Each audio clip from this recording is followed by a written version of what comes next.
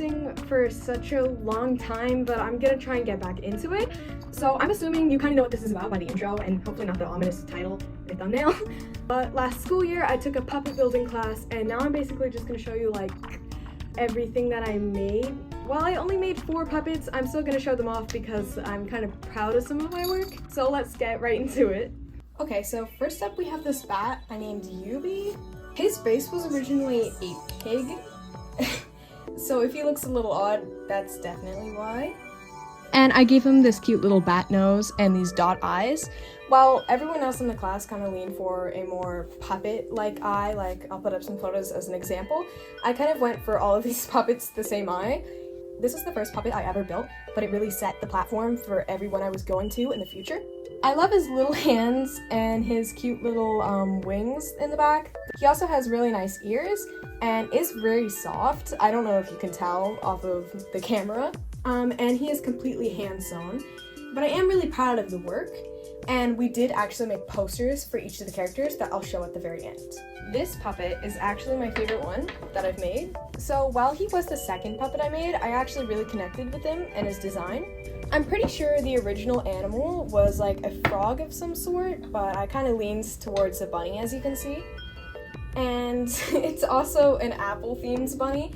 I've always really liked apple motifs or like animals themed after apples, so I thought this would be the perfect project to do so. That's why he has like the apple seeds in his mouth.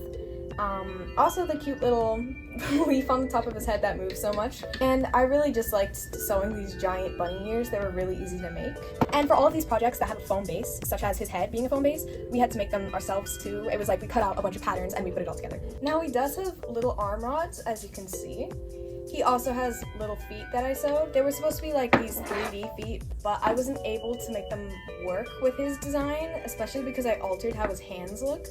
Again, he was supposed to have the normal eyes that most of the kids in the class lean towards, but I was just doing the dot eyes again because I thought they were very cute. And I think he looks very silly and clueless without them anyways, so it really fits his character. And here's how long his arms are.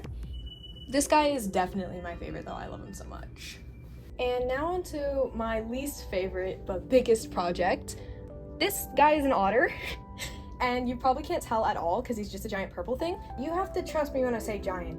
It actually took me a very long time to sew this guy, and I can use his hands as like paws. You basically stick your hand into his head and then your other hand into where his arm is supposed to be. Here's what his head looks like operating.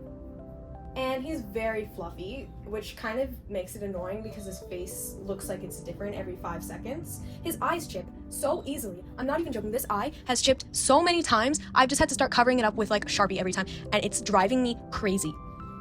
Here's his arm in action. But this is definitely one of the puppets I have to brush every 5 seconds, which is so inconvenient for me that I just kind of never use him. You also need 2 people to properly puppeteer him, and I'm not doing that. And I'm sorry if I'm being mean, I'm just like, I have a hatred for this guy. But I felt like during this project, more people started using the dot eyes, and I was so happy. Like, everything looks so cute. There were some really, really good puppets in the class, and I was so jealous. I was like, oh my gosh, that is the cutest thing I've ever seen. I wish it was mine, dude. I wish I could adopt your puppet. Of course I didn't, because obviously I just have this guy. So on to the next puppet. This one was done in the last maybe 1 or 2 weeks. Like, it was a short amount of time that we were still at school because the seniors had left, and our teacher was like, okay, let's just make one final cute little project. So we made little cake puppets, and as you can see, mine is not a cake, mine is a pie, but like, she's still super cute. And there was no sewing done here. I mean, I just lied, there was some sewing that I did over here. You can barely see it, but that was just to make everything nice on the side because we were trying to get this done as fast as possible so we could actually get out of school. The inside is really interesting, but I actually do like her. My friend made a pie with me, and I'll just put on some quick videos and photos that I did.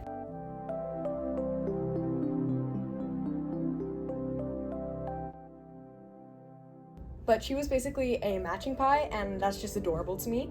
But I love the frosting on her head and the little cherry on top, like that's so cute. And I love the fabric isn't soft because it's felt, but like I still love the texture of it. Sometimes because of the mouth you can see my hand underneath, and I'm sure if you wore like a red glove or something it would work better. And I love this little chatty pie. I think she would be talking all the time. Like anytime someone gave her an opportunity to, she definitely would take it. Now I'm gonna showcase some of the videos and photos of the other puppets that I didn't show you with the segment.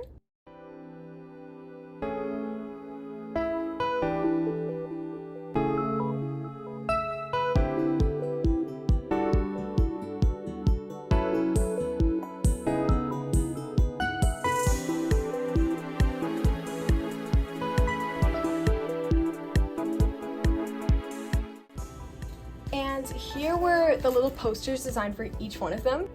And you can pause and read it if you really want to. This was my apple. His name is Auris. It's like a name reveal at the end. And last I have my op, that stupid purple otter that doesn't even look like an otter. His name is Weo. I like his family though. They're cute. I hope you liked all the puppets that I made. And again, I'm really sorry for not posting. Anyways, thank you so much for watching, and I hope you have a great day.